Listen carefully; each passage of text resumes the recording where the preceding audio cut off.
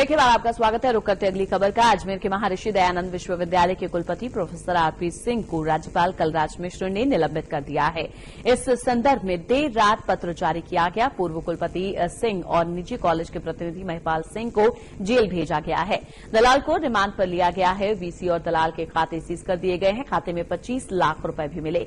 राज्यपाल कलराज मिश्र ने निलंबन पत्र में साफ लिखा है कि एसीबी की कार्रवाई के बाद और न्यायिक हिरासत के बाद यहां निर्णय लिया गया है। परीक्षा केंद्र के नाम पर चला ये गोरखधंधा अभी लंबा चलने वाला है और कई गिरफ्तारियां होने वाली हैं। यदि ठीक से जांच होती है तो इसके तार बरेली, मेरठ समेत कई स्थानों से जुड़े हैं और एक डायरी मिली है कि जिसमें 30 से 40 नाम और हैं, उनका अभी खुलासा होना बाकी है। तो कुलपति का निलंबन किया गया। राज्यपाल कलराज मिश्र की तरफ से दोनों के अकाउंट भी सीज कर दिए गए। अभी अन्य कई गिरफ्तारी संभव है। इस तरह की बात कही जा रही है इस पूरे मामले में।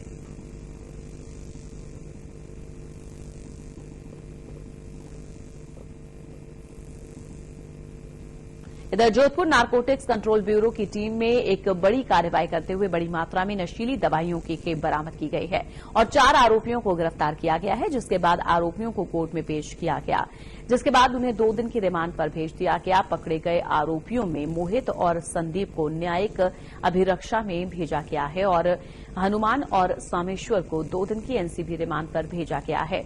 2 दिन बाद इन्हें फिर कोर्ट में पेश किया जाएगा।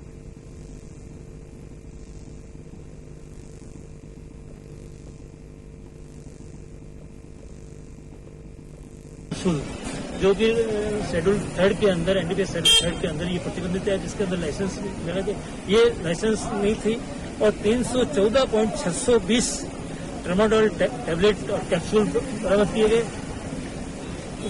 किलोग्राम, जो कि 6,02,300 टैबलेट और कफ सिरप था 338 बोतल कफ सिरप था, जो 33.800 किलोग्राम। तो ये आजकल प्रतिबंधित जो है वो नशे के दूसरे साइड से लेकर के ये नशे की गोलियां और ये काफी पश्चिमी राजस्थान के अंदर बहुत ज्यादा फैल रहा है। इवन पंजाब और यहाँ से ज्यादातर पंजाब और हरियाणा और उधर। इधर धौलपुर के सदर थाना इलाके के जाटौली चौराहे पर 2 पक्षों में राशन को लेकर राशन डीलर की दुकान पर ही झगड़ा हो गया, जिसमें करीब 8 लोग घायल हो गए हैं। घटना की जानकारी मिलते ही मौके पर सदर थाना पुलिस पहुंची और घायलों को जिला अस्पताल के ट्रॉमा सेंटर में भर्ती करवाया गया, जहां इलाज के दौरान मारपीट में घायल एक अधेड़ की मौत हो गई, जिसके बाद पुलिस ने शव का पोस्टमार्टम करवाकर शव परिजनों को सौंप दिया। फिलहाल पुलिस ने मामला दर्ज कर कानूनी कार्रवाई शुरू कर दी है।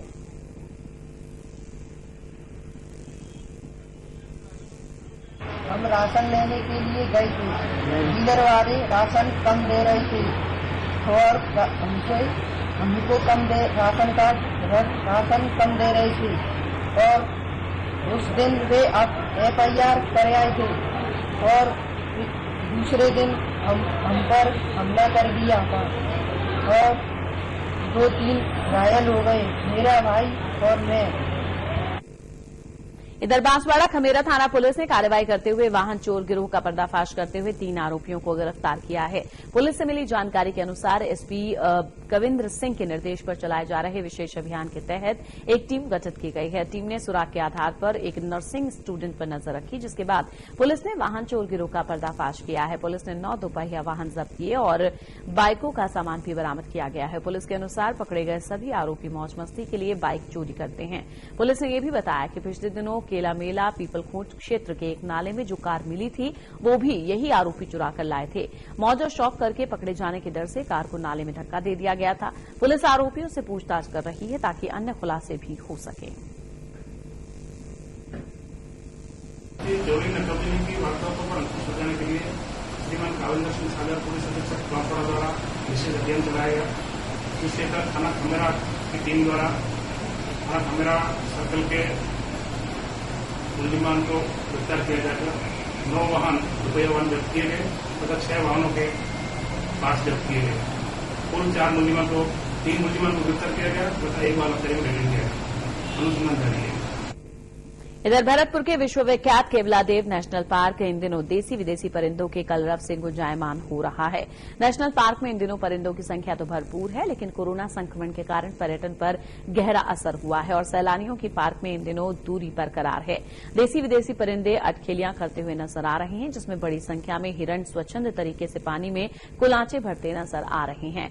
बरसात के पानी ने पार्क को अभयदान दिया है, क्योंकि वो पिछले एक लंबे समय से पार्क में पानी की भारी समस्या से जूझ रहे थे। अब करौली के सबसे बड़े पांचना बांध के 5 गेट खोल दिए जाते हैं तो पार्क में पानी मिलने की संभावनाएं बढ़ जाती हैं, जिससे पक्षियों को आनंद प्राप्त होता है। पर्यटकों की संख्या वैसे निरंतर बढ़ रही है। जैसे आपका जो संडे गया है उसको सबसे ज्यादा पर्यटक इस टाइम के 125 से ऊपर आए थे और आगे निरंतर शनिवार इतवार को जो है संख्या बढ़ी रही है। कोरोना महामारी के चलते कुछ समय के लिए केवलादेव राष्ट्रीय उद्यान में पर्यटन बंद था, जिसको 9 जून से वापस ऑफिशियली खोला गया।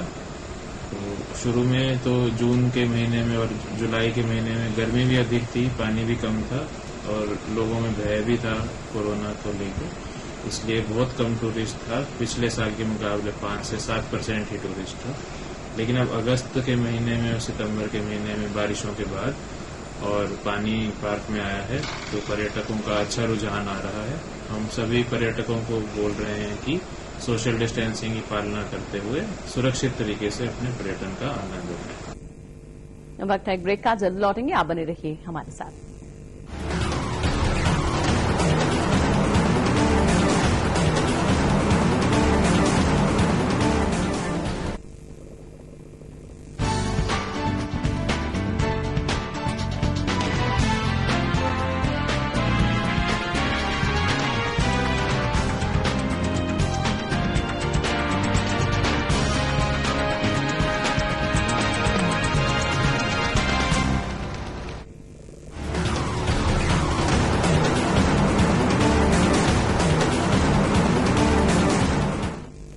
ब्रेक के बाद आपका स्वागत है। रुक करते हैं अगली खबर का। हरियाणा में शुक्रवार को कुरुक्षेत्र की पिपली में हुए लाठीचार्ज, खराब फसलों के मुआवजे और पीटीआई शिक्षकों की पुनः बहाली की मांग को लेकर किसानों और पीटीआई शिक्षकों ने बरनाला रोड पर स्थित उप मुख्यमंत्री आवास का घेराव किया।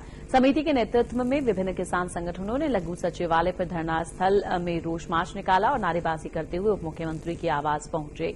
उन्होंने कहा कि उप मुख्यमंत्री 24 घंटों के अंदर सरकार से समर्थन वापस लें और किसानों को खराब फसलों का 50,000 रूपये प्रति एकड़ मुआवजा दिया जाए। साथ ही पीटीआई शिक्षकों को पुनः बहाली की जाए। अगर उप मुख्यमंत्री ने 24 घंटों में समर्थन वापस नहीं लिया तो उन्हें किसी भी गांव में प्रवेश नहीं दिया जाएगा। प्रदर्शन के दौरान उप मुख्यमंत्री आवास के समक्ष SDM Jaiveer Yadav, DSP RN Chaudhary और भारी पुलिस बल मौजूद था। तस्वीर भी आप देख रहे हैं, सिरसा की तस्वीरें, जहां 24 घंटे में डिप्टी सीएम से समर्थन वापस लेने की बात यहां पर कही गई है। एकजुट होकर इन्होंने नारेबाजी भी की।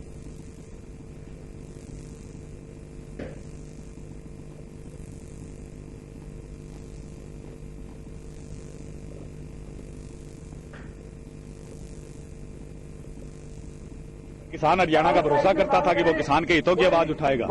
कल उन लोगों ने हमारे किसानों के ऊपर शांतिपूर्वक पिपली जाते हुए लाठियां चलाने का काम करा, तो हमने रोष प्रदर्शन किया है कि यदि दुष्यंत चौटाला वाकई चौधरी देवीलाल का पड़पोता है तो तुरंत मुख्यमंत्री और गृह मंत्री के ऊपर एफआईआर दर्ज कराए यदि लाठीचार्ज में उसका हाथ नहीं था। तुरंत सरकार से इस्तीफा दे, तुरंत हरियाणा के किसानों की जो मांग है 40,000 प्रति एकड़ जो हमारी फसलें खराब हुई है उनका मुआवजा दे।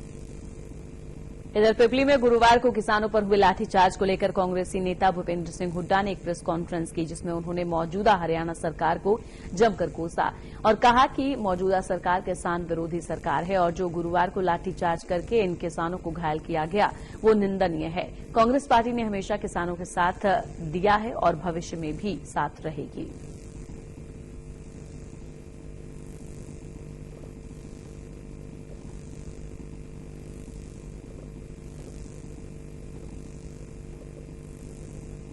कांग्रेस किसानों के साथ हमेशा है। भूपेंद्र सिंह हुड्डा ने प्रेस कॉन्फ्रेंस के दौरान ये बात कही। पिपली में किसानों पर लाठीचार्ज को लेकर उन्होंने ये प्रेस कॉन्फ्रेंस की। बढ़ते आगे पिपली की बात करते हैं, जहां किसानों पर हुए लाठीचार्ज मामले में अभय चौटाला ने कहा कि किसानों पर लाठीचार्ज होना शर्मनाक है। इस घटना ने अंग्रेजों और मुगलों की याद दिला दी है। सभी राजनीतिक पार्टियों को चाहिए कि किसानों पर थोपे गए अध्यादेश का विरोध करें, साथ ही बड़ौदा उपचुनाव में इस लाठीचार्ज पर जवाब भी देना है। वहीं भूपेंद्र सिंह हुड्डा पर निशाना साधते हुए कहा कि कांग्रेस किसानों का हितैषी होने का नाटक बंद करे। केंद्र सरकार द्वारा किसानों पर थोपे गए अध्यादेश का कांग्रेस ने खासतौर पर भूपेंद्र सिंह हुड्डा ने कभी विरोध नहीं किया।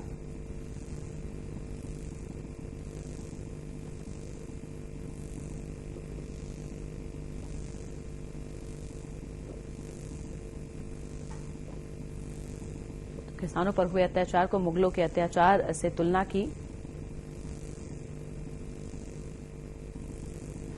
किसान यूनियन की तरफ से एक रैली रखी गई। उनको रैली रोकने के लिए उनसे बातचीत नहीं करी, उनसे पूछा नहीं किसान यूनियन जो इस चीज को लेकर के विरोध कर रही थी कि भी आपका जो विरोध है, जिस बात को लेकर के आप रैली करना चाह रहे हो, आप पहले हमारे से आकर के बातचीत करो। बजाय बातचीत के या पहले 144 लगा करके उनको उस चीज के लिए रोकने के बजाय आज किसानों के ऊपर लाठीचार्ज किया। अनेक किसान जो है किसी का सर फोड़ दिया, किसी का हाथ तोड़ दिया, किसी का पैर तोड़ दिया।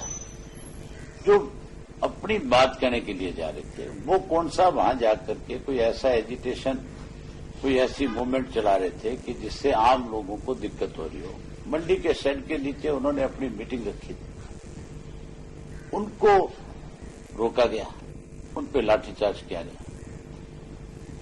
जिस ढंग से आज पुलिस का बर्ताव था, जिस ढंग से आज प्रशासन का बर्ताव था, जिस तरीके से आज सरकार के मंत्रियों के बयान आ रहे हैं, वो चाहते हैं कि किसान लुट जाए, किसान बर्बाद हो जाए। इधर गुरुवार को कुरुक्षेत्र के पिपली में किसानों पर हुए लाठीचार्ज की चौतरफा निंदा हो रही है, साथ ही बयानबाजी का दौर भी शुरू हो चुका है। किसानों पर हुए लाठीचार्ज को लेकर कांग्रेस भी किसानों के साथ खड़ी नजर आ रही है। इसी कड़ी के तहत भारतीय जनता पार्टी के प्रदेशाध्यक्ष ओम प्रकाश धनखड़ ने कुरुक्षेत्र के पिपली में किसानों पर हुए लाठीचार्ज को अनुचित ठहराया है। उन्होंने कहा कि प्रशासन और पुलिस दोनों को संयम से काम लेना चाहिए था। साथ ही उन्होंने कहा कि किसानों को भी विवाद की बजाय संवाद से काम लेना चाहिए था। अध्यादेशों पर किसानों के सुझाव के लिए एक 3 सदस्यीय कमेटी का गठन किया गया है, जो इस समस्या का हल तलाश करेगी। इस कमेटी में भिवानी के सांसद धर्मवीर, कुरुक्षेत्र के सांसद नायब सैनी और हिसार के सांसद ब्रजेंद्र सिंह शामिल हैं। इधर चीन के सफीदों में शुक्रवार को 4 नकाबपोश बदमाशों ने दुकान पर बैठे एक व्यापारी पर गोलियां बरसानी शुरू कर दी, जिसमें व्यापारी के कंधे पर गोली लगी, जिसमें वो गंभीर रूप से घायल हो गया, जिसे तुरंत ही पास के सिविल अस्पताल ले जाया गया। हमले की पूरी घटना सीसीटीवी कैमरे में कैद हो गई है। घटना के बाद हमलावर एक ही बाइक पर सवार होकर फरार हो गए। दरअसल बदमाश व्यापारी से पैसे मांगने के लिए आए थे, तो व्यापारी ने पैसे देने से मना कर दिया, जिसके बाद बदमाशों ने व्यापारी पर गोली चला दी। इधर रोहतक शहर की सैनिक कॉलोनी से 2 दिन पहले लापता हुई मासूम बच्ची का शव शहर के एक भिवानी रेलवे फाटक के पास एक पानी के गड्ढे में तैरता हुआ मिलने से इलाके में सनसनी फैल गई है। घटना की सूचना मिलते ही मौके पर पहुंची पुलिस ने जांच के लिए एफएसएल टीम को भी मौके पर बुलाया है। पुलिस ने बच्ची के शव को पानी से निकलवाकर पोस्टमार्टम के लिए जिला अस्पताल मोर्चरी में भिजवा दिया। बच्ची की मौत के कारणों का अभी तक पता नहीं चल पाया है। पोस्टमार्टम रिपोर्ट आने के बाद ही पता चल पाएगा कि बच्ची की मौत हत्या है ये घटना। वहीं परिजनों का कहना है कि उनके किसी से किसी प्रकार की कोई दुश्मनी नहीं है।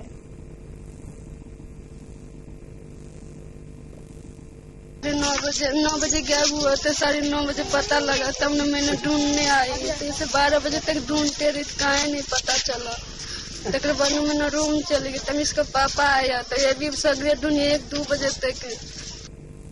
इधर रेवाड़ी में पिछले 24 घंटे में मिले 81 कोरोना संक्रमितों में से वृद्धाश्रम के 9 बुजुर्ग सहित वहां के 2 कर्मचारी भी कोरोना पॉजिटिव पाए गए हैं, जिसके तुरंत बाद स्वास्थ्य विभाग ने सभी संक्रमितों को नागरिक अस्पताल में क्वारंटीन कर दिया है और वृद्धाश्रम की पूरी बिल्डिंग को सैनिटाइज करवाया गया। आपको बता दें कि इसी बिल्डिंग परिसर में अनाथ बच्चों का बालाश्रय केंद्र भी है और उसमें करीब 2 दर्जन अनाथ बच्चे भी रहते हैं, लेकिन गनीमत है कि सभी कोरोना से सुरक्षित हैं। जो रेवाड़ी के अंदर हमने सैंपलिंग करवाई थी, ये जो मोबाइल टीम से सैंपलिंग होती है हर जगह हो रही है, तो वृद्धाश्रम में सैंपलिंग करवाएगी तो उसमें 11 पॉजिटिव पाए गए कुछ पॉजिटिव के बाद उसके बाद 2 उनके जो कर्मचारी हैं जो वहां काम कर रहे हैं वो भी अलग से पॉजिटिव पाए गए। तो उसके बाद हमने इस सारा मामला संज्ञान के बाद उनको आइसोलेट कर दिया। जो एक्शन लेना था उसके ऊपर ये अलग से आइसोलेट कर दो, उनके लिए अलग से व्यवस्था कर दो, वो सारी करवा दी गई है। प्रशासन द्वारा बहुत अच्छा काम किया गया, उन्होंने सारी चीज व्यवस्था करवाई और इसको सारा अलग से किया गया। इधर पलवल के एसपीएस स्कूल के चेयरमैन पर स्कूल चलाने के लिए ट्रस्ट के नाम पर सहायता मांगकर लगभग 11 करोड़ रुपए के घोटाले करने के आरोप लगे हैं।